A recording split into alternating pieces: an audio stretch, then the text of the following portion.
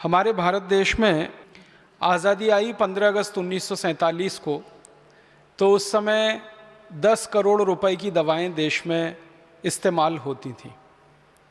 आप हैरान हो जाएंगे ये जानकर कि आज़ादी जब आई इस देश में तो मात्र 10 करोड़ रुपए की दवाएं इस्तेमाल होती थीं।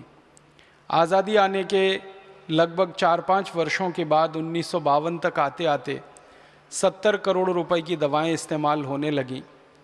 फिर पंचवार्षिक योजना पूरी हुई। 1957 के आते आते इस देश में 110 करोड़ की दवाएं इस्तेमाल होने लगी। फिर दूसरी पंचवार्षिक योजना, तीसरी पंचवार्षिक योजना, अभी होते होते हमारे देश में करीब 11 पंचवार्षिक योजनाएं पूरी हुई हैं। और अब हमारे देश की सरकार बोलती है कि 40,000 करोड़ रुपए की दवाएं बाज़ार में इस्तेमाल हो रही हैं। हमारी सरकार का ये कहना है कि ये 40,000 करोड़ का जो व्यापार है दवाओं का, ये वो है जिसके बारे में सरकार को जानकारी है, जिसके बारे में हमारे देश की संस्थाओं को जानकारी है।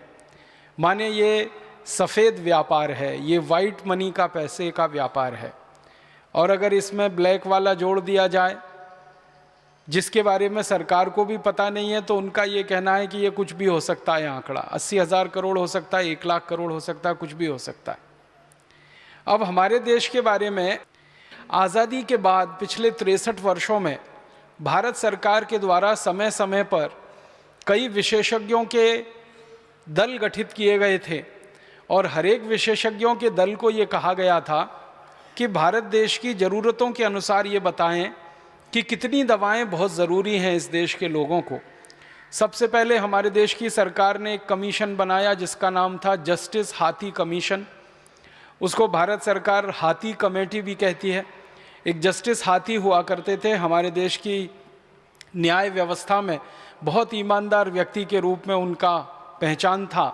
तो उनकी अध्यक्षता में सबसे पहली बार जब कमीशन बनाया इस देश में और इस बात की जांच कराई गई कि बाज़ार में जो दवाएं बिक रही हैं इनमें से कितनी दवाएं हैं जो बहुत काम की हैं, जो बहुत ज़रूरी हैं, जिनके बिना किसी का इलाज नहीं हो सकता, जीवन रक्षक हैं, बहुत आवश्यक हैं।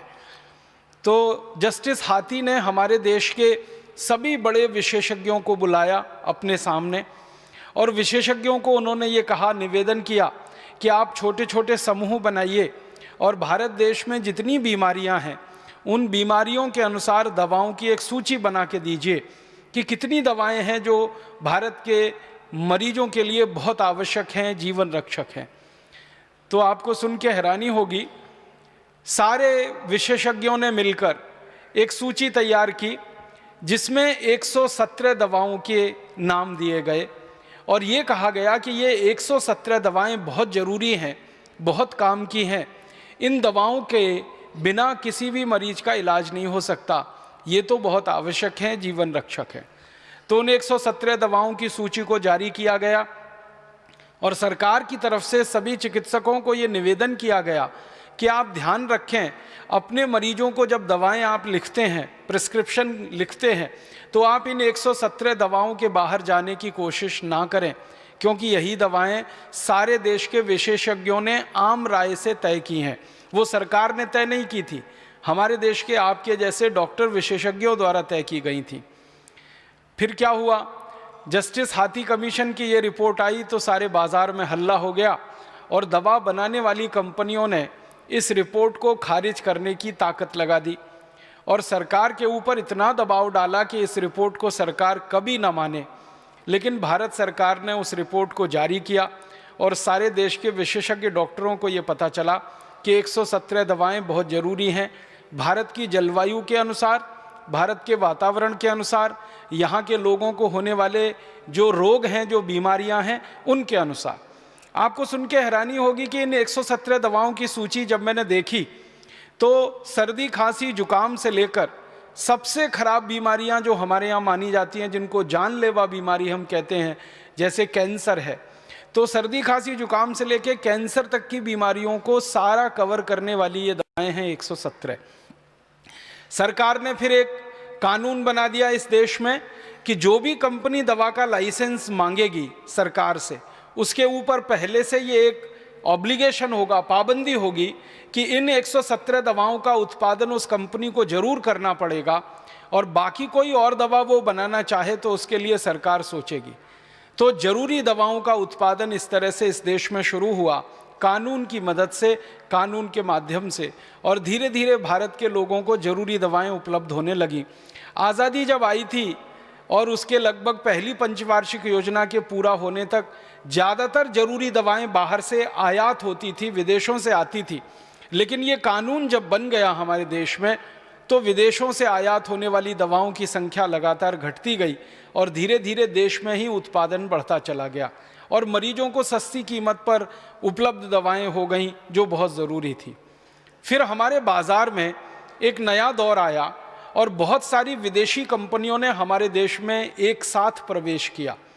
हमारे देश की सरकार की नीति बदल गई। पहले हमारे यहाँ नीति ये हुआ करती थी कि विदेशी कंपनियों के हाथ में दवाओं के उद्योग को न छोड़ा जाए, देश की कंपनियों पर भरोसा किया जाए, स्वदेशी के रास्ते पर आगे बढ़ा जाए, स्वावलंबी देश को बनाया जाए दवाओं के उत्पादन में, क्योंकि दवा एक ऐसी संवेदनशील वस्तु है जिसका उत्पादन अगर आपके हाथ में नहीं है, किसी दूसरे के हाथ में है, तो वो कभी भी आपको ब्लैकमेल कर सकता है। मान लीजिए देश में कोई महामारी फैल गई, प्लेग फैल गया। अब आप कल्पना करिए कि प्लेग में काम आने वाली दवाएं अगर किसी विदेशी कंपनी के हाथ में है, सारा उत्पादन किसी विदेशी कंपनी के एकाधिकार में है, या विदेशी कंपनी पूरी तरह से आयात करके उस दवा को लाती है, तो महामारी के समय में वो कंपनी सरकार के साथ बोलेगी कि भाई ये 100 रुपए की दवा है, हम तो इसको 1000 में बेचेंगे, 10,000 में बेचेंगे, आपकी मर्जी है तो लीजिए, नहीं है तो नहीं लीजिए, तो सरकार के हाथ पैर फूल जाएंगे। ऐसी स्थिति